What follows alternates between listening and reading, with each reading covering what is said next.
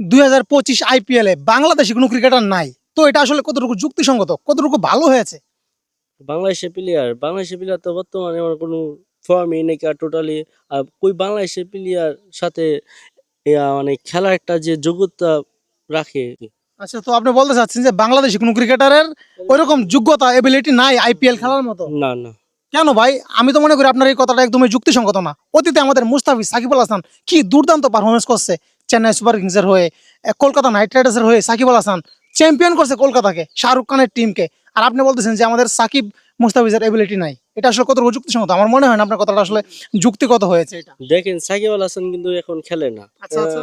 যুক্তরাষ্ট্র আপাতত আছে, কিন্তু মুস্তাফিজুরকে মানে বিসিবি থেকে মনে কিছু হয়েছে নাকি, না বোর্ডের থেকে কিছু মনে হয় না, বোর্ডের থেকে না, মুস্তাফিজকে তো আপনারা দেখছেন যখন প্লেয়ার যখন নিলামে উঠে, মুস্তাফিজকে নিয়ে কত চিনিমিনি খেলছে। লাস্ট পর্যন্ত বাংলাদেশের কোনো ক্রিকেটারকে নেয় নাই আইপিএলে, কোনো ক্রিকেটারকে না। তো এটা আসলে আমি তো মনে করি বাংলাদেশের মানুষের কাছে আইপিএলটা এখন হয়ে গেছে পাড়ায় টুর্নামেন্ট হয় না, ওই টুর্নামেন্টের মতো। না।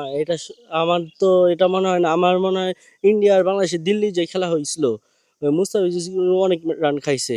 হ্যাঁ, ওই যে চার 297 রান করছিল টি20 বাংলাদেশের সাথে, সেদিন মুস্তাফিজ অনেক রান দিছিল। 4 ওভারে 78 না মেবি 76 জি জি রকম জি করছে। জি জি। এই জন্য আমার মনে হয় এই দিকে থেকে গাবলিটি হতে পারে।